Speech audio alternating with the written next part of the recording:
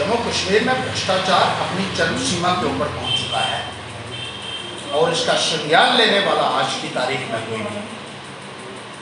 Bharatiya Janata party के नेता और अधिकारीगण मिलकर जिस तरीके से टैक्स पेयर्स मनी को लूट रहे हैं, उसकी दूसरी मिसाल कोई नहीं मिल सकती है जम्मू कश्मीर में या पूरे हिंदुस्तान में। जिस तरीके से मुख्तलिफ महकमा जात के अंदर ये कहा जाता है कि पैसा रिलीज किया जा रहा है, किताबों में रिलीज होता है, लेकिन ज़मीनी सतह के ऊपर उसका कोई भी इम्पैक्ट जो है वो देखने को नहीं मिलता है। चाहे वो रूरल डेवलपमेंट डिपार्टमेंट है, चाहे वो PHE डिपार्टमेंट है, चाहे वो एजुकेशन डिपार्टमेंट है, चाहे वो हेल्थ डिपार्टमेंट है या दूसरे डिपार्टमेंट हैं, किताबों में खर्चा किया हुआ दिखाया जाता है, लेकिन ज़मीनी सतह के ऊपर कहीं भी ग्राउंड के ऊपर डिलीवरी नज़र नहीं आती है।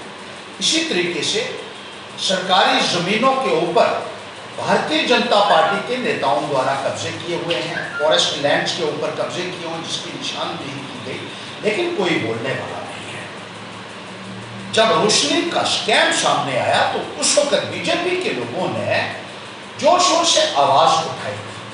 उस वक्त बीजेपी को लोग जरूर बोले, लेकिन जब उनके अपने MLA का नाम रोशनी स्कैम में आया तो उन्होंने रोशनी का नाम लेना ही बंद कर दिया। जब बीजेपी का नेता भ्रष्टाचार में फंस जाता है तो वो भ्रष्टाचार नहीं रहता है। इसी तरीके से बीजेपी के नेताओं ने गैर कानूनी तरीके से सरकारी बंगलों के ऊपर कब्जे किए हुए। ये सरकारी बंगले जो हैं ये टैक्स पेयर्स मनी से बने हुए हैं और कायदा और कानून के मुताबिक इनको बाहर निकाला जाना चाहिए था। हाई कोर्ट ने भी कहा इनको बाहर निकाला जाए, लेकिन अधिकारीगण जो हैं, जो इनकी पैटर्नेज एंजॉय कर रहे हैं और जिनकी मिली भगत से ये सरकारी खजाना जो है इसका अब्यूज हो रहे हैं, वो इनको यहाँ इन बंगलोज में रखे हुए हैं गैर कानूनी तरीके से। और इन बंगलोज के अंदर जितना भी सामान जरूरियात का है वो सरकारी खर्चे के ऊपर इनको मुहैया करवाया जा रहा है। सारा फर्नीचर इन बंगलोज के ऊपर टैक्स पेयर मनी से आ रहा है। Fixtures, furnitures, AC, fridge, coolers और दूसरा जो टीवी है, बेशकीमती सामान टैक्स पेयर्स मनी से खरीदकर इनके बंगलोज में पहुंचाया जा रहा है, जिसका खुलासा बार बार कांग्रेस पार्टी ने किया, लेकिन उनको पूछने वाला कोई नहीं है।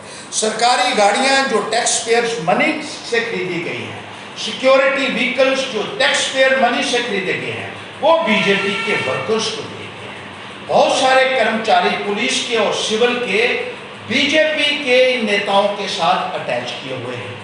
इन मुलाजमों को तनख्वाह सरकारी खजाने से मिलती है, टैक्स पेयर्स मनी से मिलती है, लेकिन इन मुलाजमों का इस्तेमाल बीजेपी के नेताओं द्वारा अपने घरों में घरेलू नौकरों की तरह किया जा रहा है, इस्तेमाल किया जा रहा है। उनको खेतों में काम करने के लिए भी PSOs का इस्तेमाल किया जा रहा है बीजेपी के नेताओं द्वारा। जहां तक कि गाय भैंसों से दूध लेने के लिए भी भारतीय जनता पार्टी के नेताओं को PSOs मिले हुए हैं। जिस तरीके से टैक्स पेयर्स मनी का एक लूट हो रही है जम्मू कश्मीर के अंदर, इसका संज्ञान लेने वाला कोई नहीं है। और आज की तारीख में बुद्धिजीवियों को भी डराया हुआ है कि वो बोल नहीं सकते हैं। विरोधी जो बोलता है उसको चुप कराया जाता है, डराकर धमकाकर, ताकि भारतीय जनता पार्टी अपनी इन नाकामियों को, इन कमीशंस को, अपने फ्रॉड्स को जो है वो उजागर ना हो। मुलाजमों का DA पिछले 1.5 साल से काटा जा रहा है, वो पैसा कहाँ जा रहा है? ऐसा कहा जा रहा है वो पैसा भी Bharatiya Janata party election campaigns में लगा रही है और बीजेपी के दफ्तर खोलने में लगा रही है। क्या कोई संज्ञान लेगा जो भ्रष्टाचार आज की तारीख में भारतीय जनता पार्टी की सरकार ने बचाया हुआ है और अधिकारियों के साथ मिले भगत से जिस तरीके से टैक्स पेयर्स मनी को लूटा जा रहा है, उसके खिलाफ आवाज उठाने वाला आज पैंथर्स पार्टी के अलावा कोई नहीं है। और मैं पूछना चाहता हूं उन दिल्ली के नेताओं से जो कहते थे न खाऊंगा न खाने दूंगा, क्या आप इसका संज्ञान लेंगे?